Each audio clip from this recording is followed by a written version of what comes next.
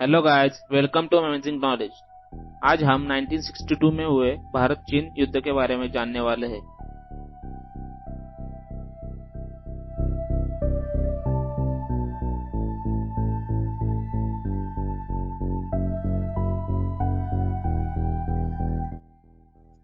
भारत चीन दोस्ती। पहले हम भारत चीन दोस्ती के बारे में जानेंगे। 1947 में भारत को आज़ादी मिली। 1949 में पीपल्स रिपब्लिक ऑफ चाइना बना। 1954 में भारत और चीन के बीच में 5 सिद्धांतों को लेकर समझौता हुआ, जिसे पंचशील समझौता कहा जाता है। उसी समय जवाहरलाल नेहरू ने हिंदी चीनी भाई भाई का नारा दिया था।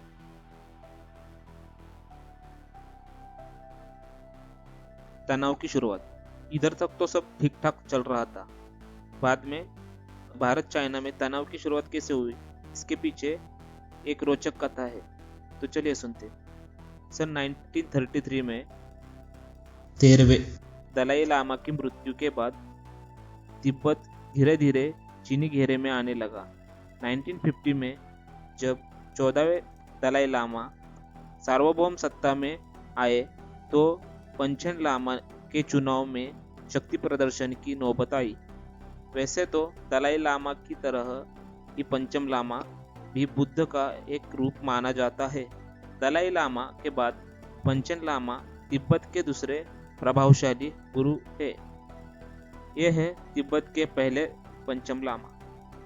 1959 में तिब्बत में जोरों की भड़क उठी।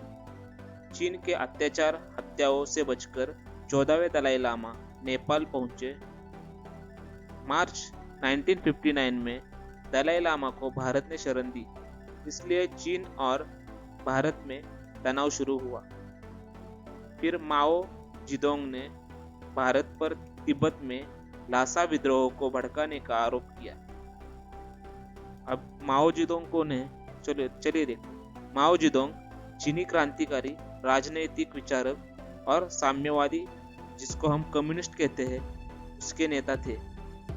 आरोप के बाद दोनों देशों के संबंध में तनाव आया।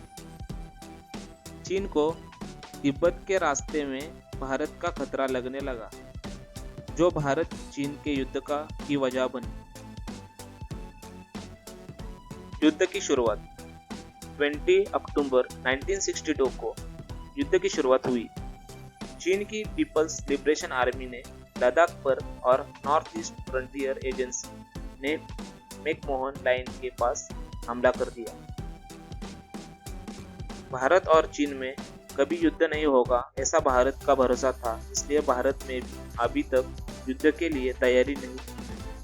युद्ध के लिए तैयार न होने के कारण भारतीय सैनिकों को युद्ध क्षेत्र में खाली 2 टुकड़ियां तैनात थी, जबकि चीन की 3 टुकड़ियां तैनात थी। चीनी सैनिकों ने टेलीफोन लाइन को काटकर भारतीय सैनिकों का मुख्यालय से संपर्क तोड़ दिया।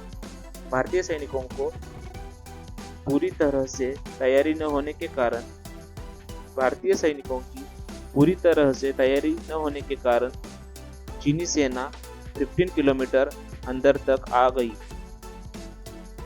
यह घटना 24 अक्टूबर को घटी।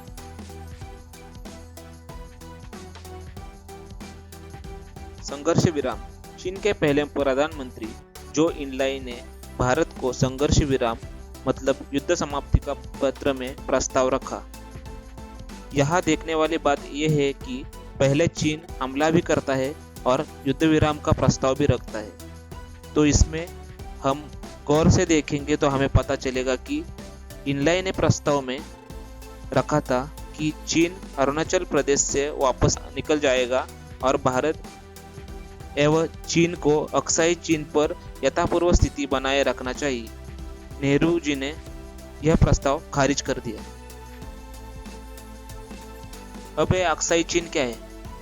चीन ने जब 1954 के दशक में तिब्बत पर कब्जा किया, तब वहां कुछ क्षेत्रों में विद्रोह भड़के, जिनसे चीन और तिब्बत के बीच मार्ग के कट जाने का खतरा बना हुआ था।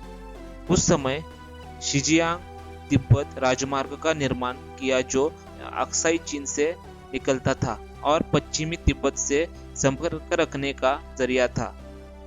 भारत को जब ये ज्ञात हुआ तो उसने अपने इलाके को वापस लेने का यत्न किया। यही 1962 में के भारत चीन युद्ध का कारण बना। कौन सा रीजन है अक्साई चीन, ये आप यहाँ देख सकते हैं।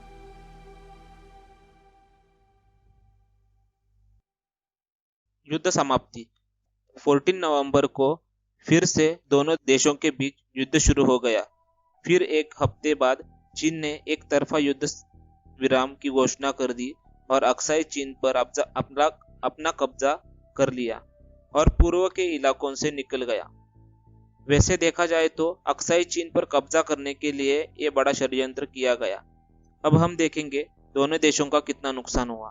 चाइना 722 मारे गए, 748 टू 1047 जख्मी।